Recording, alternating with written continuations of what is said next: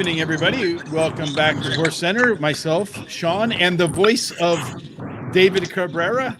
David, how are you this evening? Wonderful. How are you guys doing? Doing pretty good. You're driving right now, huh? Yes, actually, every time I get finish racing, I try to come home to see the family. And actually, I'm driving back to Arkansas, so I can work horses tomorrow. So Where are you yes, driving from? From Remington Park, from Oklahoma? yeah, yes, Oklahoma. Yeah, exactly. Remington Park is my that's where home is in Oklahoma. Home in Oklahoma, like the musical. So how long of a drive is that? It's 5 hours. Oh, that's not too bad. Well, it's Yeah, been it's worth not too the bad at all. it's been worth the drive for you because you're having a pretty good meet down there at Oak Lawn in Hot Springs. What are you going to do to get those few more wins you need to get in order to get the rider title? Uh, you know what? Me and my agent, we always just try to work as good as we can. And, like I always say, if he comes, he comes. And if he doesn't, he doesn't. But we always have work, uh, we work as hard as we can. And we just keep it going that way. And I don't know, but I got a pretty good feeling about this meet. I really think, things are looking really good. The last few weeks, they have been like really, really good.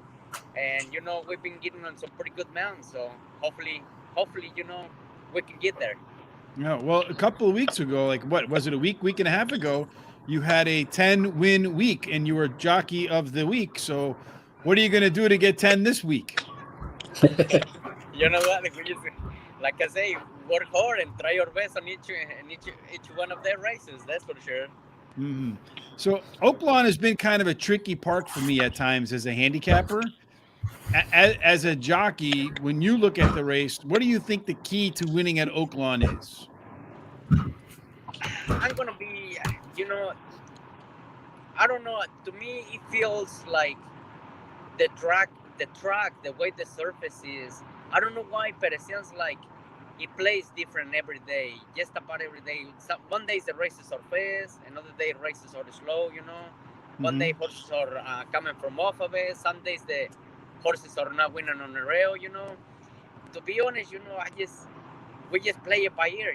We just play it by ear. Watch the first couple of races, watch and see the way the track feels like, inside, outside, and we just try to go from there, and for sure, just try to put our best energy into it. That's for sure. Yeah, absolutely. So let me ask you this then: when with a track that plays different from day to day to day, what clues are you looking for to know how it's going to play on this day? Well, obviously, you work on them horses like today. I'm driving over there. Tomorrow, I see the way it looks like in the morning when I go work the horses out. In the morning you can tell kind of the way it's gonna be like in the afternoon, and also you can obviously see when it's a little bit deeper than other days, and you can see when it's gonna be kind of fast when it's not that deep. So Mm-hmm. I just try to put attention to it, and we just try to do our best by our experience that we have as far as the track. Shawn, what's happening tonight? Hey, what's up? Hey, what's up, David? Glad to join you again. Hey, Um, yeah, the other week you won like the first four races on the card. When you get in a zone like that, does it feel like you can't lose? man, it just the horses we had such live horses. Every race I thought, if everything just plays out right, I know we can get it. And actually, out of the first four races, the number four one is the one I was so positive that I thought, man, uh, I was talking to Jose and I said, the horse on the fourth race, I know her very, very well. And every time I try to improve on her, like, because she was like a really, really special horse.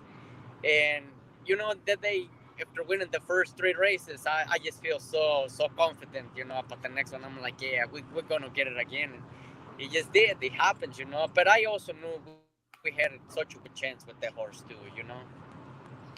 Is it the same way when you're in a little funk? I mean, a lot of jockeys seem to be very streaky. When you're in a zone, you're in a zone. When you're not, you're not. Yeah, like we always say, in this game is up and downs all the time. So every time for sure, just to look at the positive things. I did had also maybe a couple of weeks where it was kind of slow. I had a couple of weeks that they were really slow, but it's also the horses is always you just kind of like you're probably not riding as good of a horses, and that's why it kind of looks like that. Like I say, that day I know we were loaded, and it just play out good. You gotta be riding a live horse to get there too. Obviously you cannot do it on. Well, I ain't gonna say you cannot do it on such a long shot. 50-1 win the Kentucky Derby, so I cannot say that, right? For sure, absolutely. Is there any horses that you like really enjoy riding? I know you enjoy riding them all, but is there any one or two that really stick out that every time you see them, you're like, I really look forward to this race? Oh man,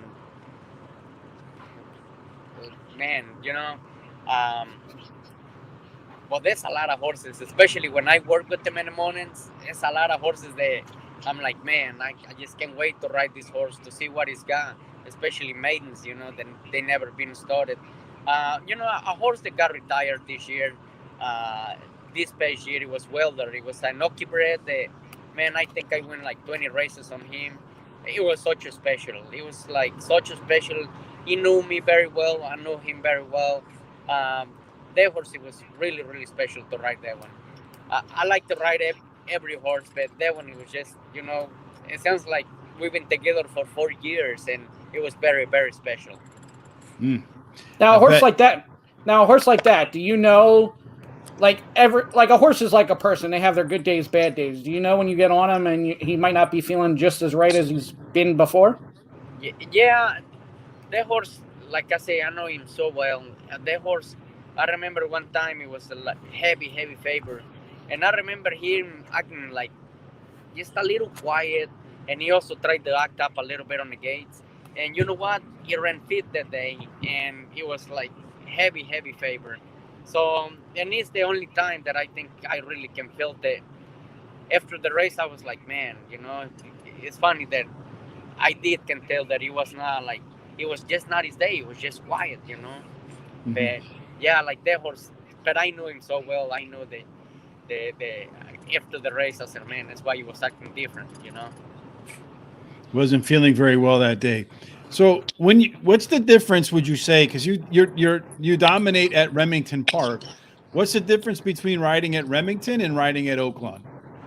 Well, Remington Park is one thing that I really like. Is I feel like that's home for me. You don't feel, I don't say it feels that much of a difference. The only thing, you're riding against riders that they are like, they know what kind of moves you're gonna make. They ride really aggressive. Over here in Arkansas, I think you have riders that they know exactly where you at. You're riding with such good riders, like Rosario's riding there. It's just, and it's also when you're facing riders like him, and also with horse underneath there, it's kind of harder. And over here in Remington, it's a place that I can pretty much say a lot of people let me choose their horses.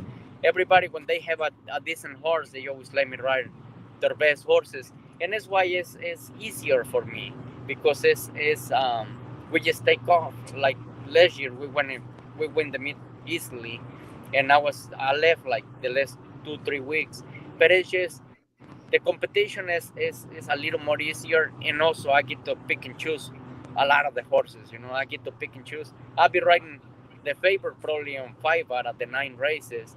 And over here in Oakland, it's hard. If you ride a favorite a day, you're doing pretty good. Mm-hmm. So I feel like that's the difference. And like I say, such a good riders that you're riding against also.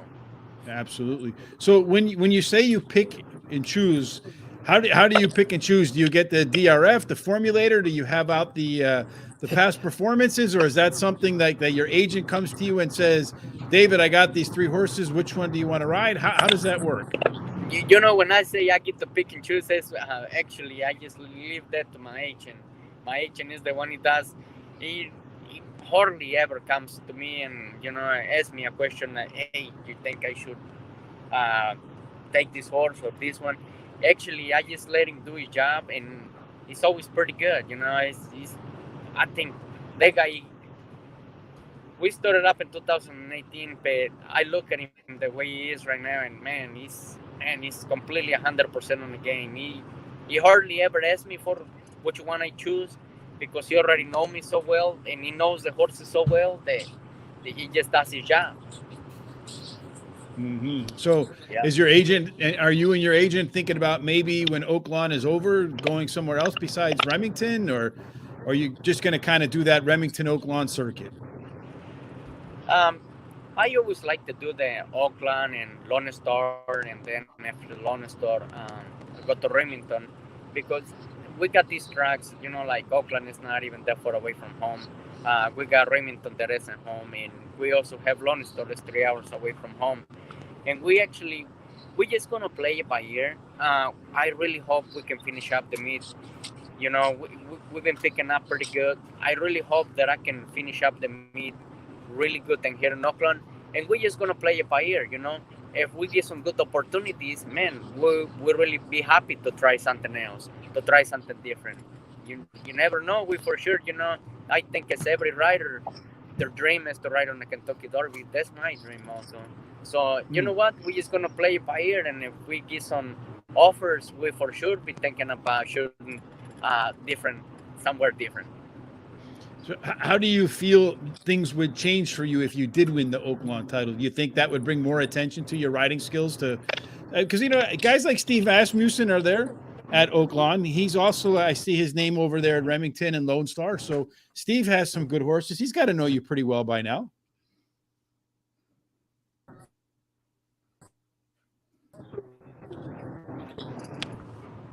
I guess Steve didn't want him to answer that question. A little bit.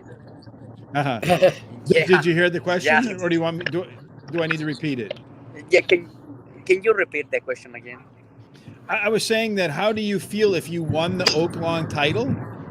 What difference do you think that would make? But there's a lot of big trainers at Oaklawn. Some of them, like Steve Asmussen, must have noticed how well you're doing.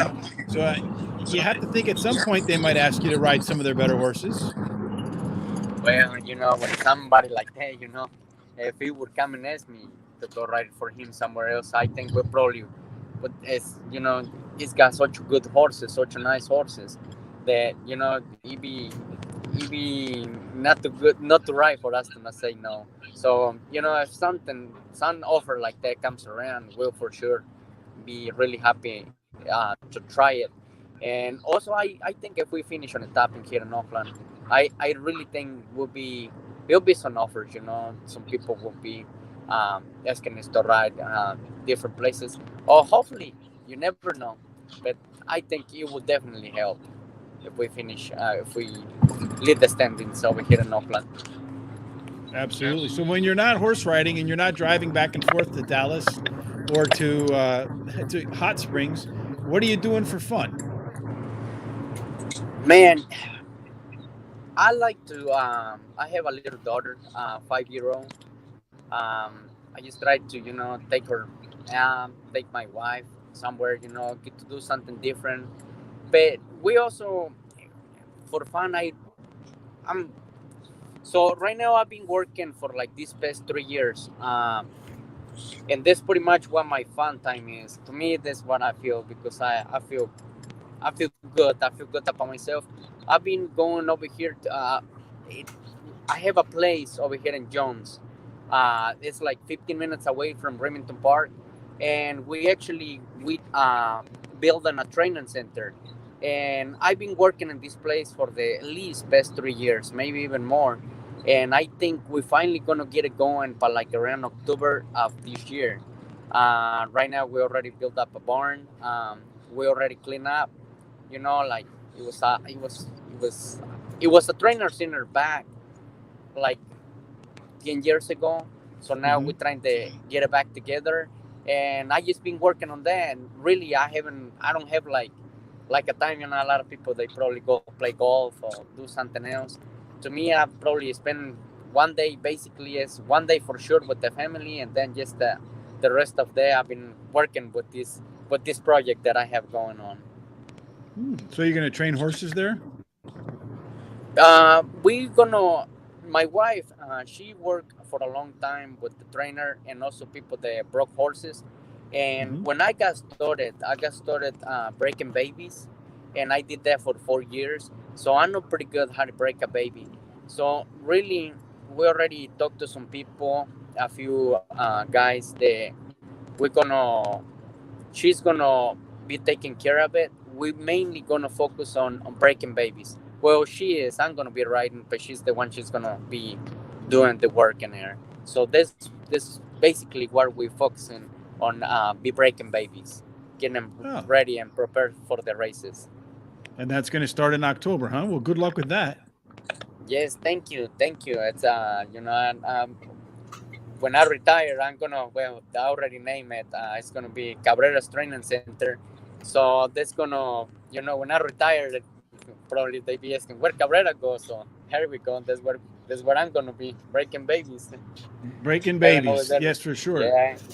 So does your daughter? Does she like the horse racing too, or does she have some other ideas in mind? Okay, so we all, like I say, we got this place. We have a few horses. She actually rides a horse. 3 years ago, we bought her a little Palomino pony, and now that she's grown a little bit more, we got her a different horse. But she's really she likes horses a lot. But she's always talking about being a veterinarian. That's what she's gonna be. She wants to get him healed whenever she see a sick horse or whatever. So I think I agree with that. Well, you better start winning a lot more races because veterinarian school is not inexpensive, David. Yeah, but that's what we're shooting for. She's a 5-year-old. She's just going to kindergarten right now, so a lot of things can change. But for sure, we'll be saving some money for sure if she decides to do that. Just win some bigger races, David. That's all right. Right. That's it. All right. Absolutely, for sure. All right. Well, we do appreciate we coming. You're on the road. Are you in Arkansas? Are you in Oklahoma? Where are you right now? Right now, I'm getting close to First Meet. That's the border between Oklahoma and Arkansas. I'm getting pretty close to the border there. So, which are worse, the state police in Oklahoma or the state police in Arkansas? Well, I don't know yet, but I'm gonna try not to test it. I drove down to Dallas one time, and and the only place I got a ticket was in Arkansas. We were in Arkansas like a half an hour. Boom, lights came on, and the thing is, we were flowing with traffic, and I was like, "Wait a minute, why did you pull me over?" And the reason he pulled me over is I had rented a car, and I was going with the traffic, and I had the most unusual lights, I guess, so he could pick the car out from the lights. I was like, next time I will not rent that car ever again. So don't ever rent one of those Cadillac SUVs because their lights are too distinctive. Oh man. All right, David. Well, we appreciate your time today. Safe travels all the way to Hot Springs. And Shawn, any final things before we let David be on his way? No, David, just so you know, Rich has been talking this up all week on how you have such an electric smile, such a great personality, and you can still hear it in your voice, but we lost out on the picture and your great smile. But just keep doing what you're doing and keep winning races and go get that title. Yes. If the horse breaking doesn't work out, I always say that you have a second career being the next Tony Robbins. There you go. All right, David. We appreciate your time tonight. Have a really safe travels, and man, we hope you go out and get that Oaklawn title. All right. Thank you, guys. Thank you, and hoping to you guys have me on the show before long. I will be happy again. That's for sure. Thank you. Have a great evening. Thanks, David. All right. You have a great evening too, guys. Take care. Thank you. Always fun, right? You can tell he's just in his voice, just upbeat and happy. Yeah, what's funny is I was going to say it's false advertising because we didn't get to, but you could totally hear in his voice how his personality is and how he's always upbeat. Exactly what you said. We've had him on before. Always like that. So, well, I'm unquestionably rich for a reason. I do my research, right? Well, we had him on before too. He's just that type of guy. Yeah, well, when I was doing the research, though, the last time we had him on, getting prepared for him to come on the show, I was watching videos and so forth, and it's just like in every video, smiling, happy, upbeat. Never once did I see him like with his head down or in any way, shape, or form like complaining about nothing or anything. For those of you who are going to grammar check me, he went ahead and always happy, always smiling, always seemed like he was pleasant and happy, just genuinely happy to be where he was. And that's always good to see, right? Absolutely. Yeah. You know who's not probably happy? Can you guess, Shawn? Which where are we going here? Well, who do you think is not happy? There's a couple people who aren't happy. Paco Lopez. Yeah, good guess, Shawn. Yes, he's going to get suspended for 14 days for this race in the Fountain of Youth Stakes when there was a spill. It said perhaps a little bit of aggressive riding, so maybe Paco had come up, and I have never talked to him, so I don't know anything about him other than what I read. I'm sure he's a wonderful guy, and we'd love to have him on and talk to him. But the only other time his name have come up on the show it was because maybe Chantal wanted to put him up. Yeah, and the problem I have with this story, I don't disagree with the 14 days. It was a really aggressive move, and it put horses' lives and jockeys at risk. The problem I have is he still finished second, and he didn't disqualify. Well, they probably had a chance to kind of review it and go over it in a little bit more depth. When you have a little more time. All those people upset about other results because of cheating and everything else, you don't hear anything really about that to where that I could see. Like, you could see this if you had enough. And I know they said about adding some cameras and stuff to get better views. But yeah, I feel like they should have disqualified him from second and seen this then, because they obviously were studying it then to see what went wrong. And you could see that Paco started it by being aggressive and going in the middle there. So, and he's always been known as aggressive, and we get that with Irad too. Hey, he wins a lot of races. You got to be aggressive to win. You watch any sport, the most aggressive team always wins. So I would rather if I have my money on a jockey, he be aggressive, but not reckless. I think those are two different things, right? Right. So but the one thing I have to say is that you remember when Chantal was on, that she had mentioned that there's some communication on the track, right? Mm-hmm. And when you have communication on the track, and everybody got all upset, was screaming and yelling, throwing things against the wall. Everybody's out to get me. It's fixed. Yada, yada, yada, yada. But perhaps if he had more alliances on the track, he wouldn't have to force his way into different places. You know what I'm saying? Yeah. And actually I saw an interview with Junior Alvarado a couple days later, about him being out and what stuff. They were actually talking about that already. They were communicating because the spot, everything was getting tight in there and horses were getting tired. So, they knew the potential was there. And then Paco made his move, and it just was disastrous after that. Maybe if you're loaded and the other guy's not, and you're getting along with them, and, there's some camaraderie and there's, some communication, maybe that doesn't happen, which is, and I said when that happened, when Chantal came on, I didn't really think it was that big of a deal because I figured that of course there's communication on the track because there has to be some etiquette just so you don't have these type of incidents. That's what I thought it was. And, people were mad at me too for saying what I said, but it's all right. I can get over it. I got broad shoulders. And I'm not going to point out videos, but there's videos of other jockeys saying the same exact thing. So it happens all the time. And to prevent what happened there, which could have been really, really bad. I mean, it's good that Alvarado was a little sore. He's been off all week. Hopefully coming back maybe Saturday next week, but that could have been a lot worse than what it was. And both horses were okay. So, yeah, if I fell off the horse, I probably wouldn't be back on the show for a month, Shawn. It's amazing. It's amazing how many races you can watch. And even there, like I'm watching it, and when they went down, it's just that breath and like the air comes out of you on how scary that stuff is. And we're not even involved in it. But just seeing it Yeah, Yeah, those are always like when Joe Rogan, he's always got that in the UFC. When a fight goes wrong, he's always got that, look. So that's kind of what it's like when the horse race yeah, happens too. yeah. I want to thank Aaron Mills for giving us some love. TD Houghton, thank you, TD. Great to have you here with us all the time. Roberto Perez for the thumbs up. And Mike, thanks once again. If you like what you saw here, please do give us a thumbs up, both on YouTube and like on Facebook. It helps us move up their algorithms. This one story is a little bit concerning to me, Shawn, for a different reason. You have jockey Kent Desormeaux, who was supposed to respond in writing to his situation, right, with the drinking.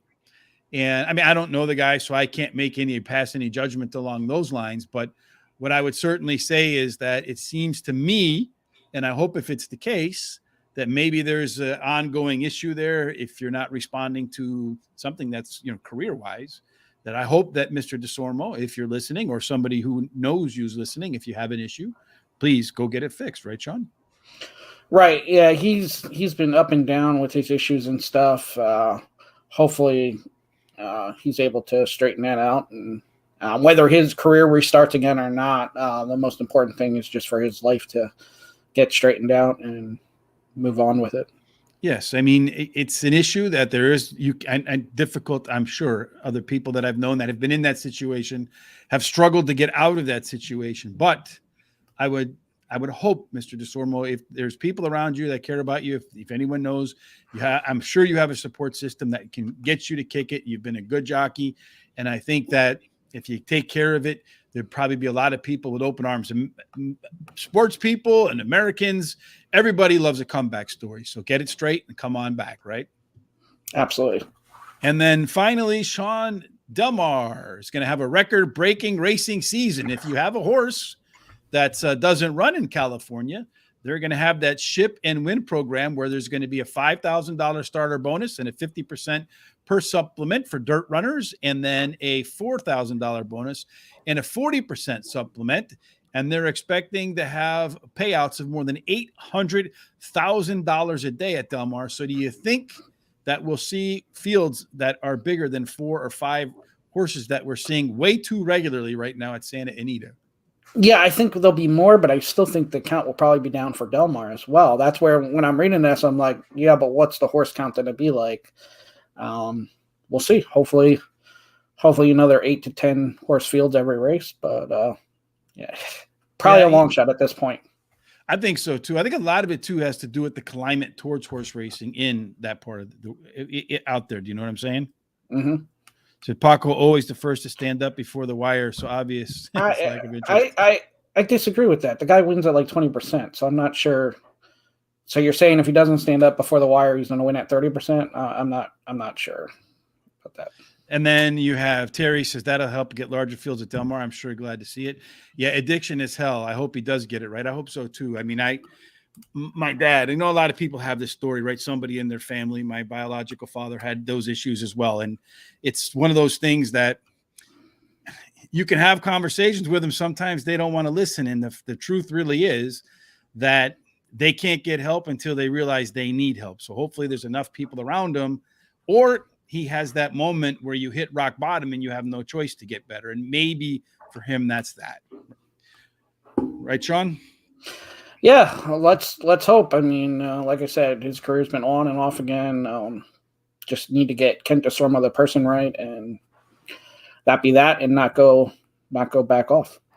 So tomorrow night, Shawn, we have a special guest that's kind of outside of the community that we've been talking to, the Players Edge podcast. Tomorrow night, all the handicappers on the planet better tune into this one, because who's coming on tomorrow night? The reigning national handicapping champion, David Harrison. So yes, indeed. Yeah, we should learn a lot. I mean, Rich is looking forward to it, because Rich is going to be your 2023 champion. He just needs some pointers, and he's there. Well, I'm trying, Shawn. See, I do all right. I qualify every week in 1 or 2 tournaments to get into the bigger one on the weekend. And then I do something completely different in the bigger tournament than I do in the regular tournament, because in the regular tournaments, there's maybe 80 or 100 people. And if you finish in the top 20%, you're going to make it. So you don't think too much. You don't overthink it. You just make your picks, right? Whereas with the bigger one, you start to overthink it and you start to think to yourself, well, I need more long shots, because you see in some of these tournaments, and this is a bone I'm picking. I know Terry feels the same way when you do these handicapping tournaments. Some people I don't think are handicapping. I think some people are taking the longest shot in every race or the second longest shot in every race and hoping to hit a couple, because you'll see in these tournaments where someone just yesterday, there was a Monday, I was doing a tournament at Parks. There was a person that was like fourth from the bottom with one race to go and ended up hitting like a 19-1 shot at the end and catapulted all the way up to fifth. Probably the only winner that they had on the card all day, and that's enough to get you into that position. And I feel like there should be some combination of wins, like you're in the money percentage for your top picks multiplied by the amount of money that you won. So there's not people who can so-called game the system. Because if you were to go to the track, perhaps we can do this, Shawn. Maybe you can put a question out tomorrow on Facebook, social media, Twitter, that sort of stuff. Who would you consider a betting handicapper? Someone who picks the winner in 5 or 6 races and wins $80. Someone who picks one winner in 8 races but wins $2 more.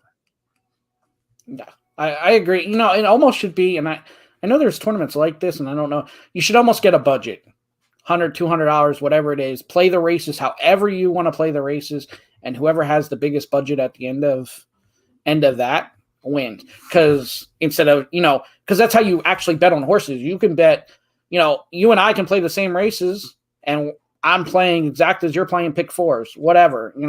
Some days I'm going to win, some days you're going to win. But I think that's the better handicapper, is being able to figure out how you're going to make your bets into a profit.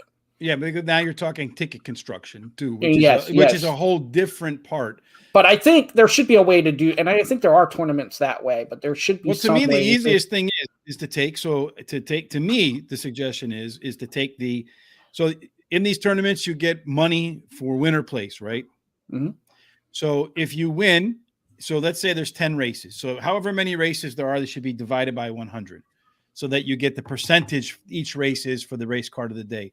If your horse wins, you get the full amount. So let's just say there's 10 races. So each race is worth 10%. So if your horse wins, you get 10% for that race. If it comes in second, you get 50% for that race. You sum up all your totals at the end. So if your horse runs first or second, which is how you get paid, you add up the totals, the 50s and the 100s that you got along the way. Whatever that percent adds up to, you multiply it by your winnings. And that way you're emphasizing equally horses finishing in the money and how much money you've won. So if you click one winner, and if you play these, I know other folks have seen this, you'll open them up and you'll look at some of the competitors and you'll see 4, 4, 4, 4, 4, 4. That person's not handicapping. That person is hoping 3 or 4 horses win that day, and they all go off at 16-1. Hey, well, that's your NFL pool with somebody just picking colors or something like that, and them ending up winning the ticket. That type of stuff. Yes, it shouldn't be the way you do it. Right. I agree wholeheartedly with you. Thanks, Jay, for the thumbs up. We appreciate that. Good to see you. I know you had said you're going to be out a little while. Hopefully things are going well for you. So hopefully that's all behind you, and that you're back on the upswing, that you're 2 furlong, 4 furlong, and late pace numbers are on the rise, Jay Marco. We certainly hope that for you, right? Absolutely. And then Terry and I will be back tomorrow afternoon, 12 o'clock Eastern. We'll be discussing Gulfstream Park. Happy to get out of Shawn's neck of the woods, Philadelphia, for a little while, someplace a little bit warmer or sunnier. Friday, Tom and I will be back. We'll talk a little bit about some Australian racing. And then on Saturday, Terry and I might clean up the Tampa Bay card. There's a couple of stakes races at Oaklawn, a couple at Gulfstream. So we'll make sure we cover four stakes races on Saturday afternoon, and then we get the call today before we come back right back on Monday. Shawn, next week's schedule, what does that look like? So we have trainer Richard Mandela on Monday. Tuesday I have open, so I will fill somebody in there for Tuesday. And then Wednesday we have jockey Devin. I'm gonna mess up the last name. Magoon. Yes. It's one of those names from the Creole area. Riley told us, Riley Grusin, who we had on as trainer, that's her boyfriend. So yeah, there you go. So there you go. Yeah, you have to go say it through your nose, Shawn. All right, Shawn. Well, that wraps up tonight. Any final thoughts before we go home tonight? No, I just wish my regular full-time job work week was as quick as Horse Center, man. We have fun here, and then the week, it's Monday, and then it's Wednesday night, and we're done with Horse Center. It's It's crazy. So look forward to tomorrow night with all of us and David Harrison, and then we'll be back Monday. Yes. So if you're into handicapping, and you want to find out what it takes to win a national handicapping contest and a $750,000 check, I certainly want to know what that's like. I want to experience it this year as well. So make sure you tune in for that. That'll be 9:30. To make sure that you're notified, please subscribe on YouTube, hit the bell, so when we go live, you'll be notified. And of course, Swiss Army Shawn, you see him right there. We're going to go ahead and once we get to 1,000 followers on Twitter, we're about halfway there, a little bit less than halfway, but once we get to 1,000, Shawn's going to do a TikTok dance with flaming chainsaws in a Speedo. So make sure you tell everybody in the brother to get that. Follow us on Twitter so that we can put that video in the universe to last for eternity. We need a more realistic goal. I'm willing to do some things, but that's just not realistic. All right, so you won't have to juggle 2 chainsaws. You'll just have to hold 1. Oh, yeah. Okay. There you go. All right, folks. Well, that's it for this evening. We hope everybody had a fantastic hump day, and we'll see you tomorrow. Everyone have a fantastic night, and we'll see you since Jay's here tonight, Jay Marco's Winner Circle. Thank you, Shawn. Have a fantastic evening, everybody. We'll see you tomorrow.